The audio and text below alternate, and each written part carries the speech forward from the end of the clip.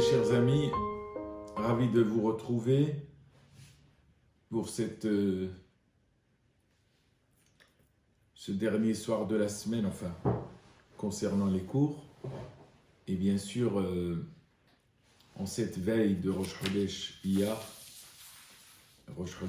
qui est synonyme de la guérison, d'Ezrat Hashem, un prompt rétablissement à l'ensemble de nos malades et que Dieu leur donne très très vite une santé, une bonne santé pour sortir vraiment de cette période un petit peu difficile, et l'ibadul hayim, que Dieu console toutes les familles endeuillées, qu'il leur apporte tout le courage nécessaire en tout cas pour traverser cette épreuve. Amen, amen. Je voudrais bien entendu dédier ces quelques paroles à la mémoire des Niftarim, ce que nous avons cité tout à l'heure, et pour la bénédiction de tous les malades, et particulièrement donc ce soir, Moshe Zaraya, André David Ayash, et Shlomo Katan, Maïssa Katan, David Liaou Ben Abraham Arous, Emouna Badjora, Guy Yosef Hachash, René Charles, Shalom Mentata, Rivka Kremer et toute René Benisti, Amer Ahmed Hasson Nomar. Amen. Je salue, je pense qu'il y a la présence de notre grand rabbin régional qui nous écoute toujours. Nous le saluons, nous lui disons d'être le bienvenu. Peut-être, pourquoi pas, à partir de la semaine prochaine, comme vous le savez, nous allons avoir certainement 2 Zooms par semaine. Et pourquoi pas inviter notre grand rabbin régional une fois par semaine, même voire plus, si la disponibilité lui permet, de venir et s'adresser à vous directement, Be'ezrat Hashem, pendant entre Minha et Arvit. Alors, donc nous étions hier sur les traits de caractère, et les traits de caractère, c'est ce qui va caractériser, ce qui va permettre à l'individu d'asseoir finalement son étude, ce qui va lui permettre aussi d'être cité en référence lorsque les bonnes manières suivent aussi son étude. Rappelez-vous les bonnes manières, ce que nous avons dit, et Refoua Shelema à Rachel, Rebecca bat Rachel Fedida Ennar Fanala Bechenanar Fanachnas Amen. Eh bien, les bonnes manières, c'est ce que nous allons voir aujourd'hui à travers la Mishnah d'aujourd'hui. Nous allons voir que ces manières-là sont nécessaires, ces bonnes manières plutôt, sont nécessaires pour asseoir d'abord son étude, comme je disais précédemment. Et nous avons toujours notre minute de remerciement, de bénédiction pour nos soignants, pour tous ceux qui apportent la santé, qui se mettent en danger pour soigner tous nos malades partout dans le monde entier. Que Dieu les protège et qu'il leur donne encore beaucoup de force pour avancer. Alors je disais que les bonnes manières étaient nécessaires parce que c'est cette apparence extérieure-là, c'est sur cette apparence que l'individu va être jugé. Alors Rabbi Yohanan va dire à ses élèves, il va leur dire, qui étaient au nombre de 5, de sortir. Sortez. C'est où? Souvent, on a envie de voir uniquement ce qu'il y a à l'intérieur. Mais cela ne suffit pas. Parfois, ce qu'il se passe à l'intérieur, quand on se base uniquement sur l'intériorité, sur cette vision intérieure, eh bien, cela ne suffit pas. Regardez un petit peu les gens dehors. Regardez comment les gens se comportent dehors. Bien sûr, pas les mauvais comportements, mais comment ils pourraient se comporter autrement. C'est où? Sortez. Une fois qu'on est sorti, on a cette vision de l'extérieur. Et donc, Ezeohi derech tova sheidabek ba ha'adam. Donc, quelle serait donc cette bonne voie agréable à laquelle l'homme doit s'attacher? Alors, forcément, quand il demande à ses élèves de sortir, chacun va lui apporter un trait de caractère particulier. là on parle de Rabbi Yohanan. C'est pas n'importe qui, Rabbi Yohanan. Rabbi Yohanan, c'est un des plus grands, Rabbi Yohanan ben Zakkai, c'est un des sages des Tanaïm qui a connu, qui était juste légèrement avant la destruction du deuxième temple. C'était pas n'importe qui. Voilà que Rabbi Yohanan demande parfois à ses élèves de sortir, de voir ce qu'il y a à l'extérieur. Et puis, donc, comme le texte nous dit là, et je vous lis, Rabbi Eliezer Omer Ayin Tova. Rabbi Eliezer lui dit, il suffit d'avoir un bon œil. On va expliquer ce que c'est qu'un bon œil. Un bon œil. Rabbi Ushua, il dit, Haver Tov. Il faut qu'il y ait un ami bon, ou un bon ami. Rabbi aussi Omer, Shachen Tov. Rabbi aussi dit, c'est un bon voisin. Rabbi Shimon, qu'est-ce qu'il dit Rabbi Shimon? Haroet Hanolat, celui qui est dans la projection. Celui, en clair, qui perçoit les conséquences. Et Rabbi Elazar Omer, Rabbi Elazar dit, Leftov, un cœur bon.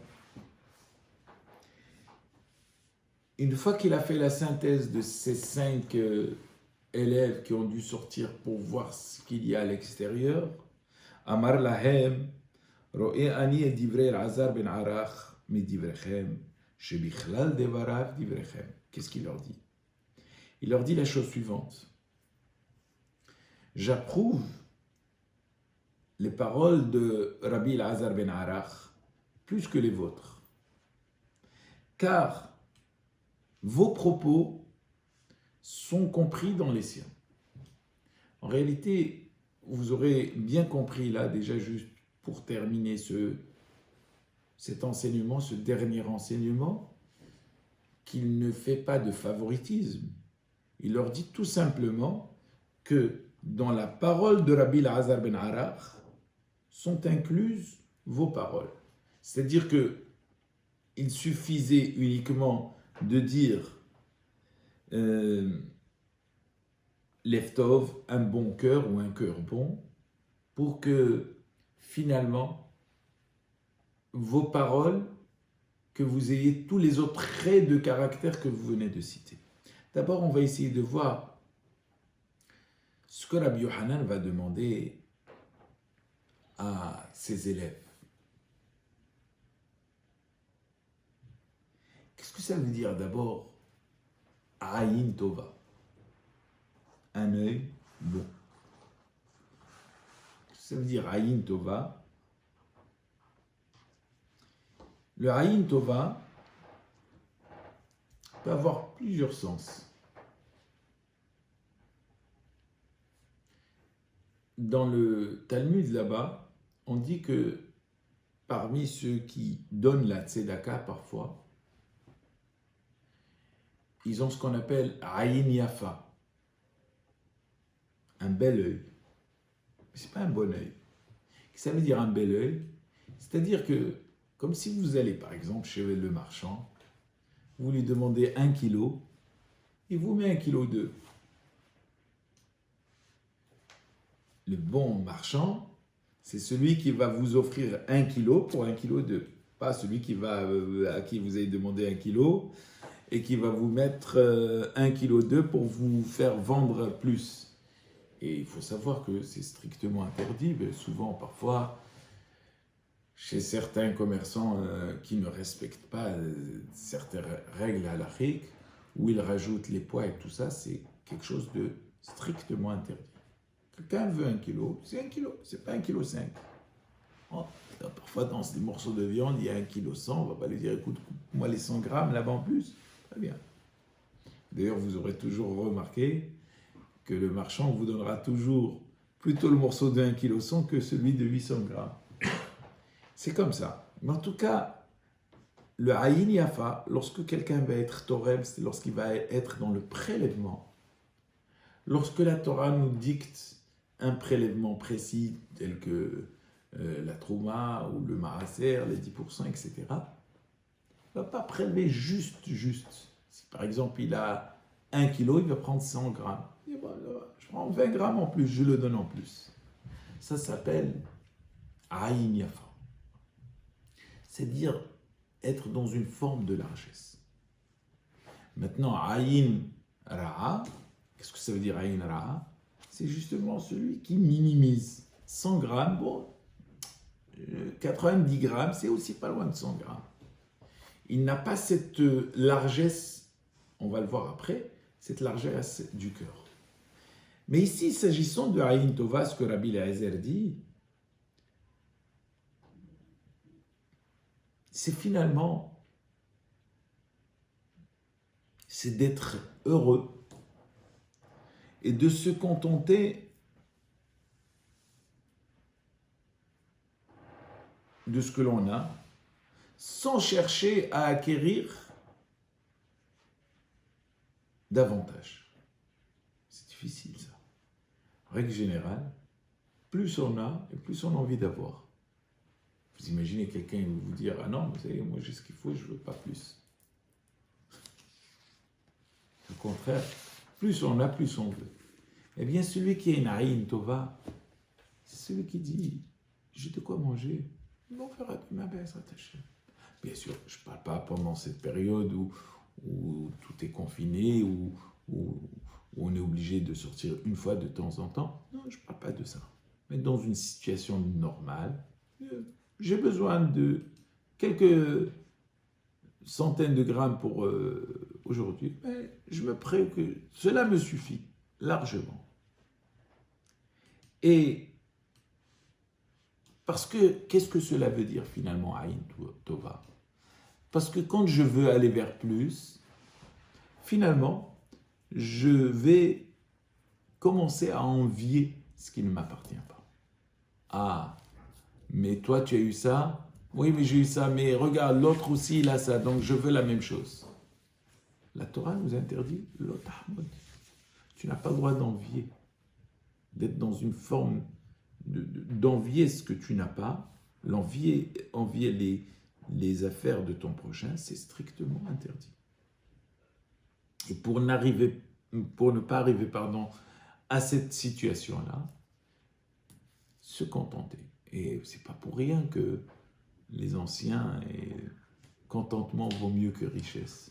Ça veut dire quoi? Celui qui se contente, il ne va pas commencer à envier ce que l'autre a. Voilà les traits de caractère qui peuvent être louables chez un homme. C'est magnifique. Ne pas envier, se préoccuper uniquement de le strict nécessaire. Et dès lors où on est dans ce trait-là, eh bien on ne va pas chercher vers l'autre. La deuxième, c'est Rabbi Yoshua. Rabbi Yoshua, il dit, un bon ami. Finalement, qu'est-ce que ça veut dire un bon ami? C'est celui qui va bien vous conseiller. C'est pas celui qui va vous induire en erreur. C'est pas celui qui va vous pencher vers l'erreur. Pas du tout. Un bon ami, en fait, c'est Yetzer Tov. C'est celui qui va toujours vous dire des paroles positives, qui va toujours être dans le positif, qui ne va pas vous casser votre morale. Ouais, là, c'est alors ça sert. Regarde combien de temps tu pries, tu n'as jamais rien du tout, etc.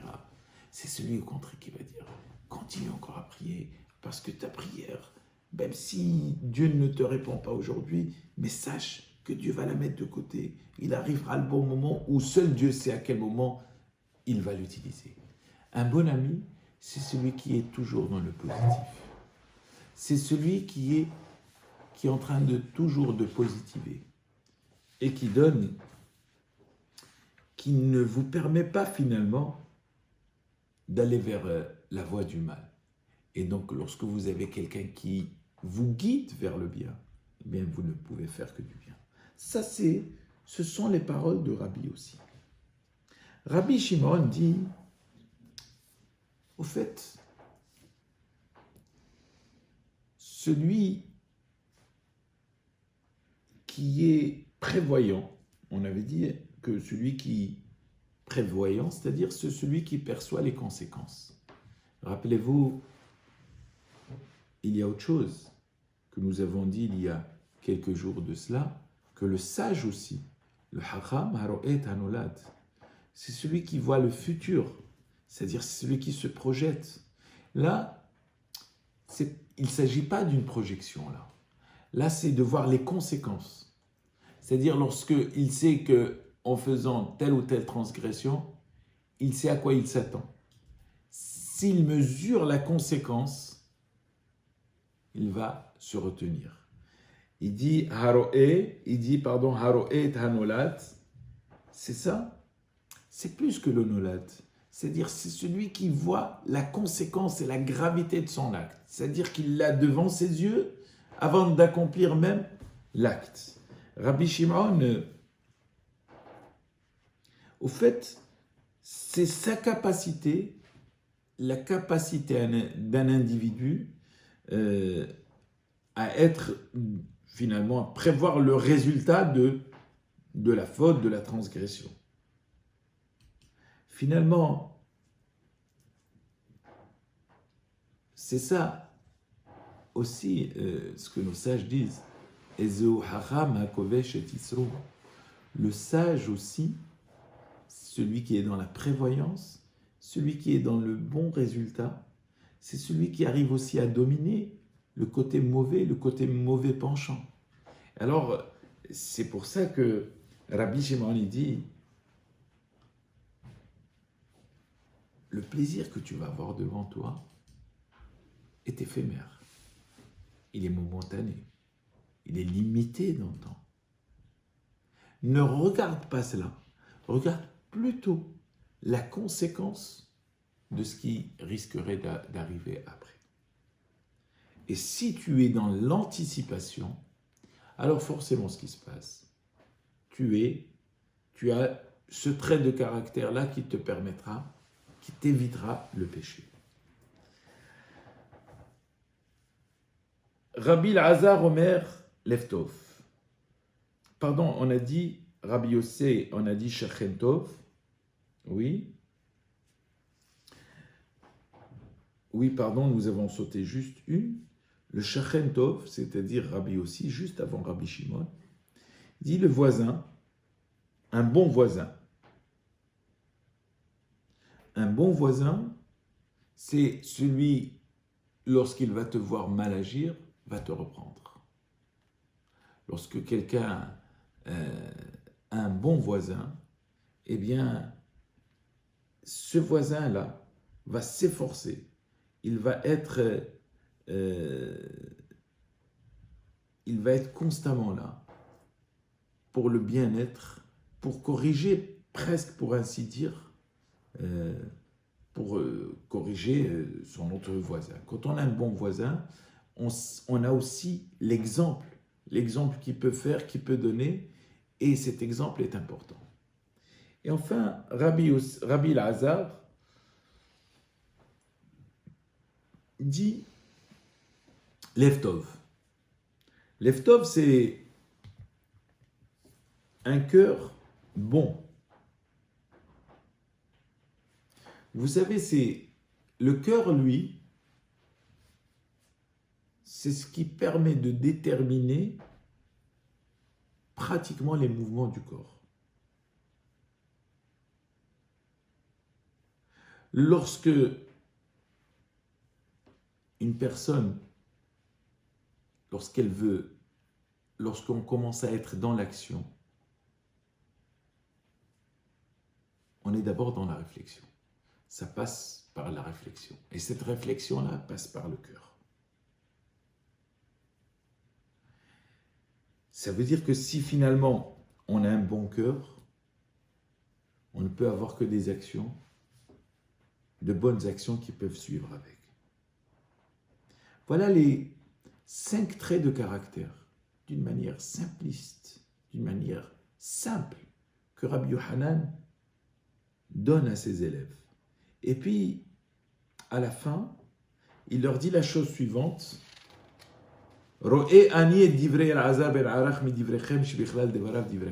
dit,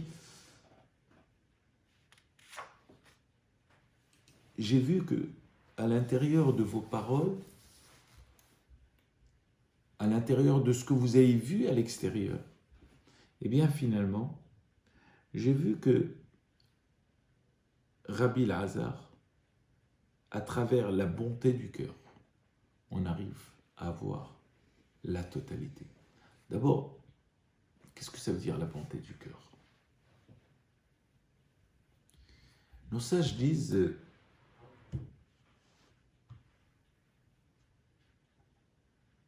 la bonté du cœur,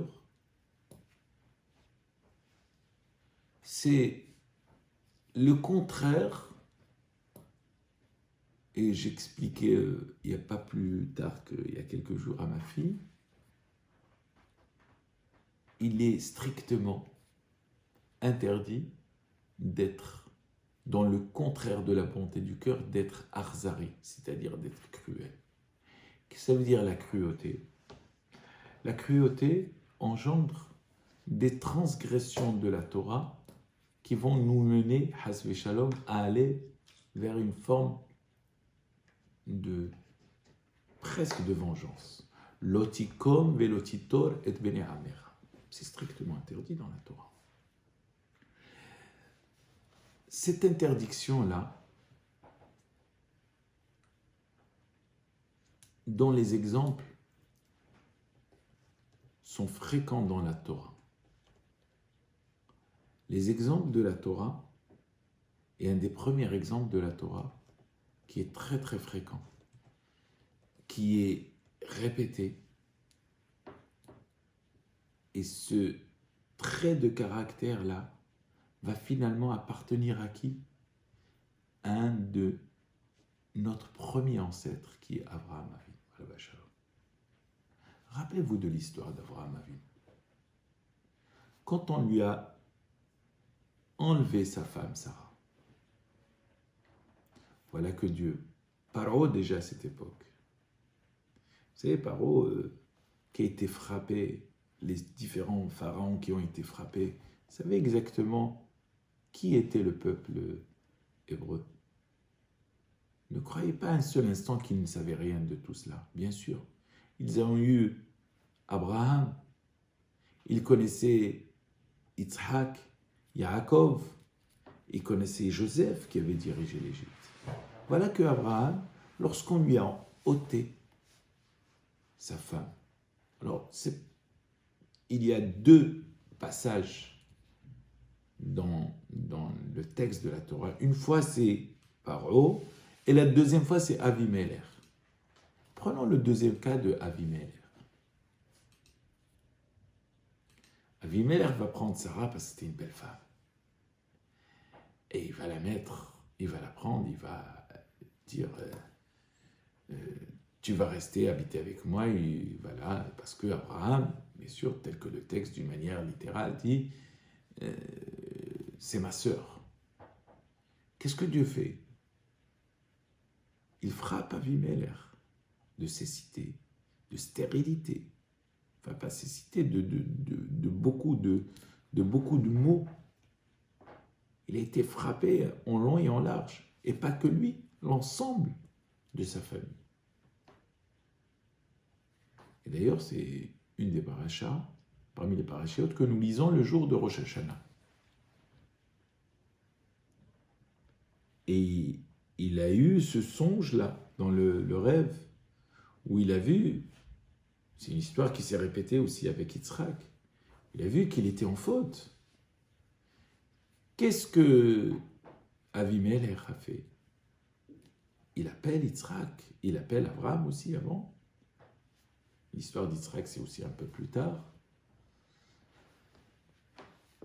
Et Abraham va récupérer, mais entre-temps, il était dans une angoisse terrible, Abraham Avinu, alayhi shalom. Et qu'est-ce qu'il aurait dû faire? Il aurait pu prier pour la mort d'Avimelech. Mais on va voir le contraire qui va se produire. Le contraire, mes chers amis. Vaïtpalel Avraham be'ad Avimelech.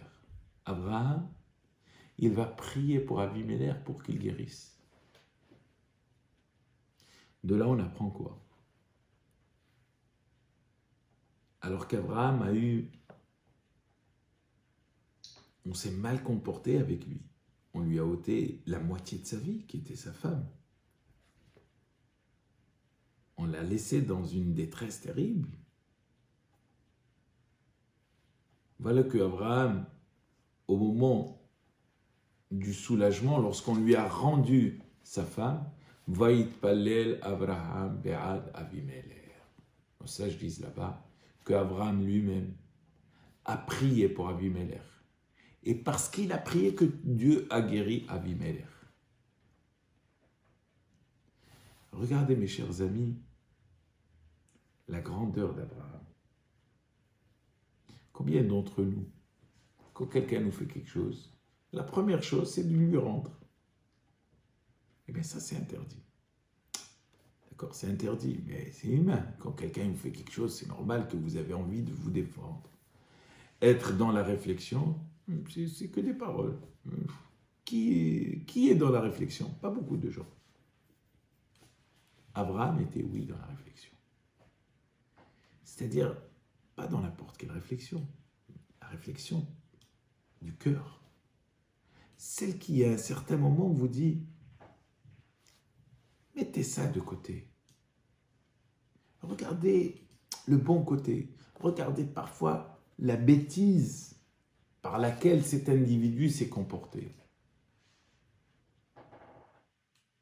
Croyez-moi, ce que je disais hier, il y a deux types, je dis bien, il y a deux types d'ignorants sur Terre. Il y a le Am Haaretz, et qui est l'ignorant, et le bourg. Le bourg, c'est celui qui est vide, mais qui a aussi comment dirais-je, un mauvais mauvais caractère, c'est-à-dire il a des midot raot, de mauvaise qualité. Ça, c'est le bourg. Celui-là ne peut pas craindre la faute. Mais en règle générale, quand quelqu'un fait quelque chose, il est plutôt dans l'ignorance. Quand quelqu'un va aller transgresser, s'agissant de la Torah, bien entendu, je parle, c'est plutôt de l'ignorance. Ouais, ça va, moi j'ai vu comme ça, etc. Parce qu'il ne connaît pas la conséquence de la gravité. Donc il est dans quoi? Dans une forme d'ignorance. Est-ce que vous croyez que ce sont ces mauvaises midotes, ces mauvaises qualités? Non, je ne pense pas. Parce qu'au demeurant, cet individu, on le voit à l'extérieur, il se comporte bien, il est poli avec tout le monde, il est joyeux, il est ceci, cela. Bon, il a l'ignorance. On a le droit d'être ignorant, bien sûr. C'est de le rester qu'on n'a pas le droit. Mais d'être ignorant, on a tous le droit d'ignorer quelque chose. Chacun son domaine doit ignorer quelque chose. Lorsqu'Abraham Avinu arrive, il donne une leçon de vie, de bonté. Montre la bonne image. Il t'a fait ça, fais-lui le contraire. C'est la réponse. Rabbi Yochanan ben Zakkai dit à ses élèves, vous pouvez avoir la meilleure qualité, le meilleur trait de caractère possible. Vous pouvez avoir le meilleur voisin. Vous pouvez avoir la meilleure sagesse possible. Mais il y a une seule chose que vous devez avoir, la qualité de bonté. Cette qualité-là, elle s'acquiert comment? Justement, avec les autres qualités que nous venons de citer. Parce que là, c'est ce qu'il leur dit. Je vois qu'à travers la qualité de bonté, il y a tous les autres. Ça veut dire que finalement, lorsque quelqu'un arrive à cette qualité, forcément c'est qu'il a traversé cela. Et qu'est-ce qu'il a traversé? Il a traversé tout simplement cette réflexion de dire, pas comment je vais répondre à l'autre en essayant de l'enfoncer, mais comment je vais répondre à l'autre en essayant de le soulever. Voilà ce que Rabbi Yochanan a voulu faire. Comment le soulever? Et d'ailleurs, par ailleurs, lorsque quelqu'un veut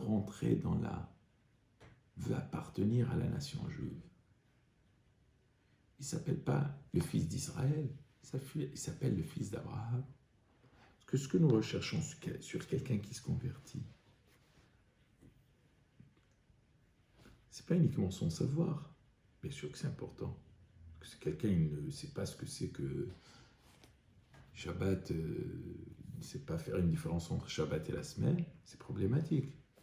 C'est clair qu'il faille apprendre. Et une autre qualité, c'est celle du cœur.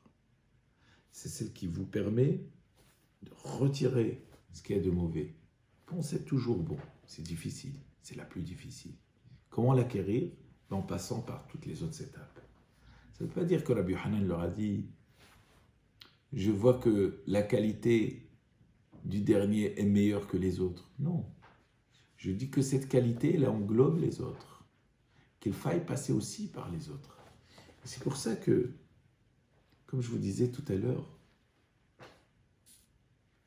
Abraham Avinu était Rahman. Rahman veut dire... il avait de la compassion plutôt de l'empathie. Ça, c'est Abraham Avinu. Et quand il va voir Avimelech, il va prendre plutôt le côté ignorance. Et d'ailleurs, le texte dit Vegamani le yadati. Même il dit, même si ce n'était pas vrai, même si c'est Dieu qui sait à l'intérieur, parce que souvent, quand on est en train de se justifier, mais je ne le savais pas. Bon, c'est déjà une bonne chose. On s'excuse, on est dans l'excuse, on se justifie. Bon, on se justifie un petit peu. Tu sais, je ne savais pas tellement. Bon, on considère qu'il y a déjà des premiers pas. On commence plus ou moins à donner cette chance-là. Abraham Avinu alav shalom, il ne s'est pas arrêté à cela. Il dit à Dieu, guéris-le, s'il te plaît. Il doit guérir, pas uniquement de ses maux, on va dire, corporels, mais plutôt aussi dans ses traits de caractère. Et nous voyons par la suite que Avimelech et Abraham vont pactiser, vont signer entre eux un pacte. Et ça, qui a amené cela? Uniquement la qualité du cœur.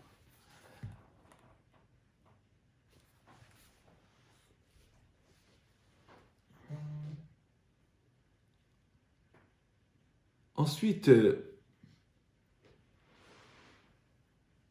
quand on prend finalement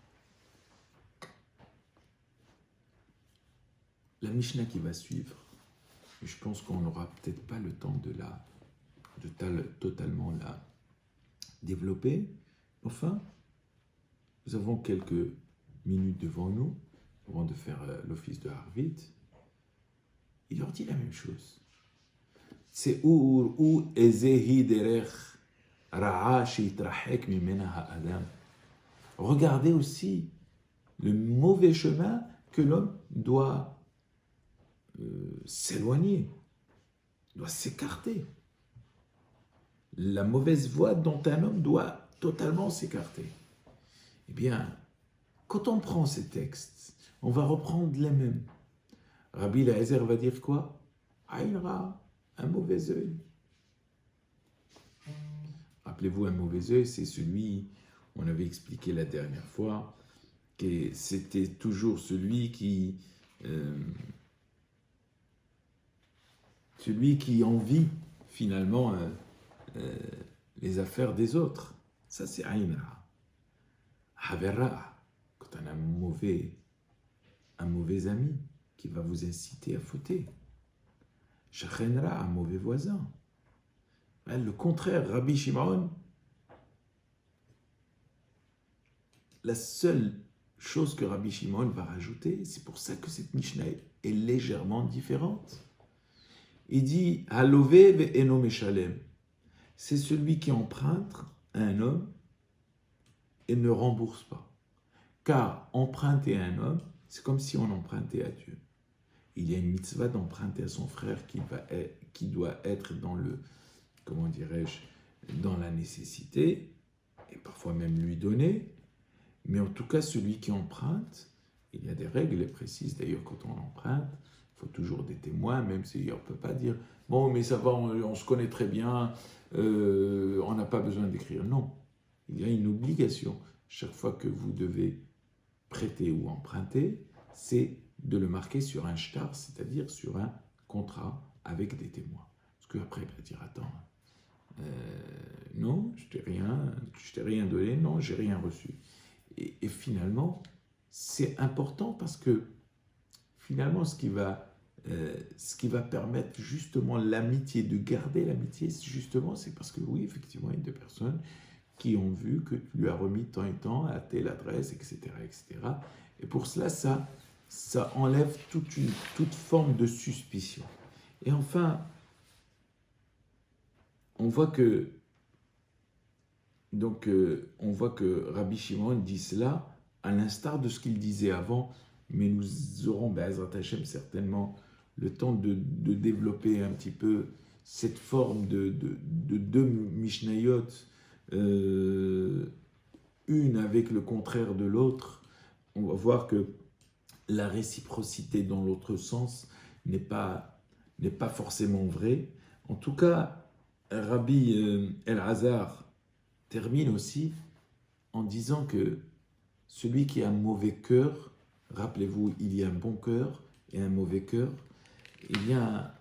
celui qui a un mauvais cœur, il peut posséder aussi toutes les autres mauvaises qualités. Alors, pas forcément. Est-ce que le fait d'être mauvais, c'est parce qu'on a un mauvais voisin, parce qu'on a Aïn Ra'a, etc. Bien, c'est tout cela, mes chers amis, que Be'ezrat Hashem, nous essaierons de développer, mais juste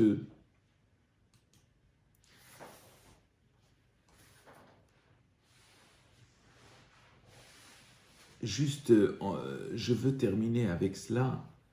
Il est écrit dans les psaumes que, en règle générale, celui qui est méchant, la différence qu'il y a entre le méchant et le juste, dans le psaume là-bas, dans le psaume 37, il dit que le méchant, il a l'habitude d'emprunter, il ne rembourse pas. Alors que le juste, lui, il agit toujours avec générosité, il donne. La différence qu'il y a entre les deux, on va voir, c'est que le méchant, lui, ne regarde ni devant ni derrière lui. Il ne se donne aucun mal, tout est acquis. Il a une dette, il s'en fiche, il n'a qu'à courir.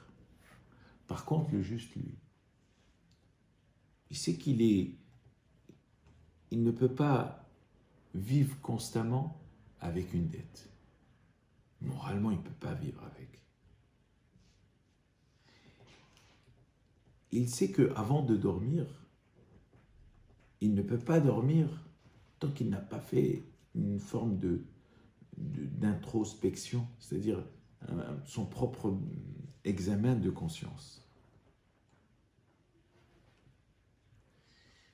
Alors, parfois, quand il y a des fautes, il y a ceux qui les payent par le jeûne, la mortification, ce que nous faisons, les prières, etc. Mais le rachat dit Li velolo.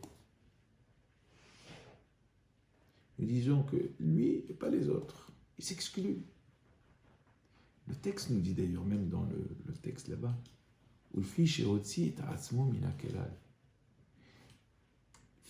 finalement, il se sort de l'extérieur, il s'extériorise, il n'est pas concerné du tout.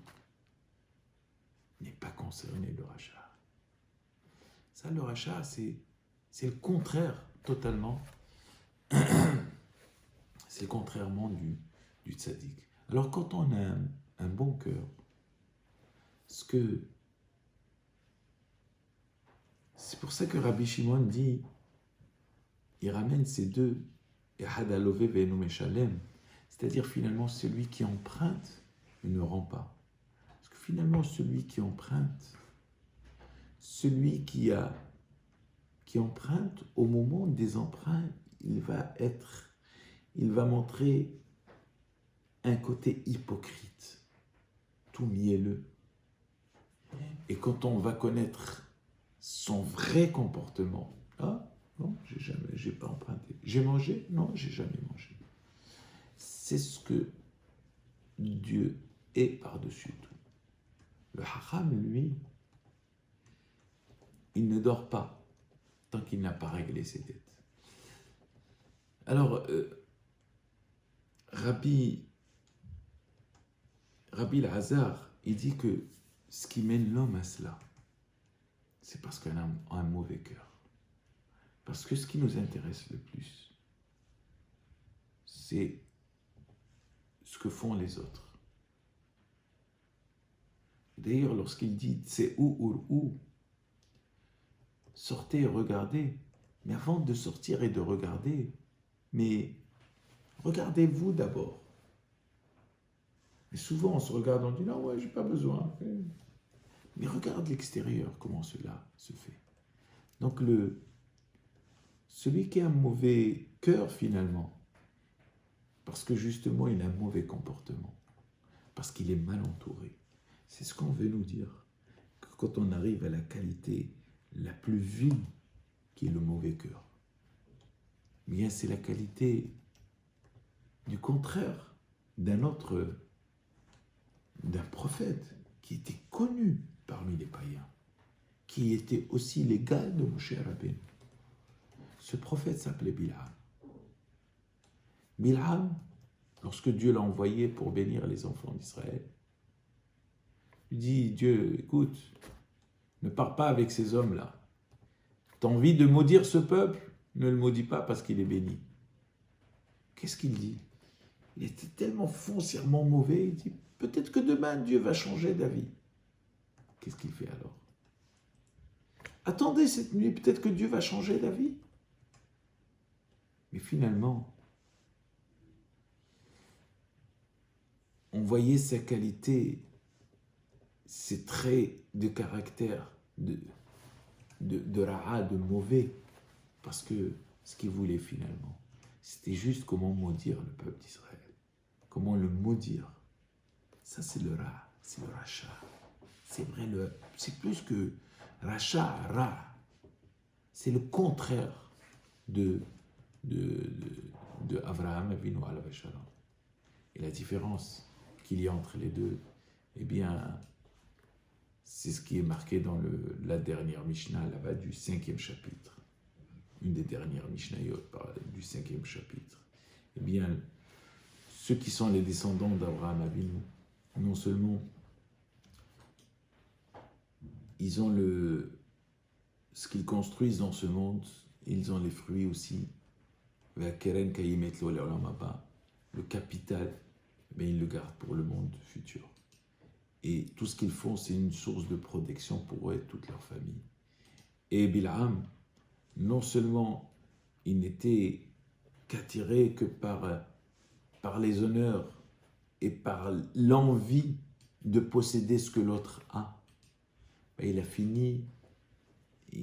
fini finalement par être, on va voir dans les textes beaucoup plus loin, Yoresh Gehinam, c'est-à-dire il va directement dans l'abîme le plus profond. Et ça, c'est ce que la Torah elle exige de nous, c'est d'avoir ces traits de caractère, ces traits extérieurs, c'est ce qui nous permettront de comprendre l'autre, de ne pas le juger. Voilà, c'est ce que je vous répète constamment, c'est Ben Adam la Havero. Tout ce qu'il y a là, c'est Ben Adam la Havero, c'est entre l'homme et son prochain. Tout le reste, mes chers amis, c'est rien du tout.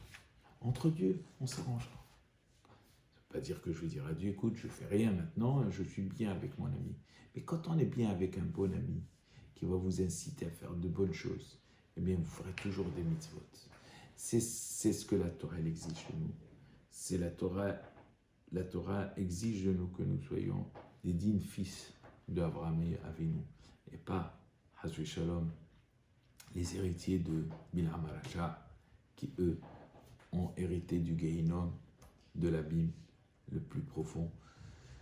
Voilà mes chers amis, en cette veille de très très bonne soirée, Chodesh Tov Mevorach, toujours ravi de vous retrouver tous les soirs pour ces moments de partage. Shabbat Shalom et Chodesh Tov Mevorach.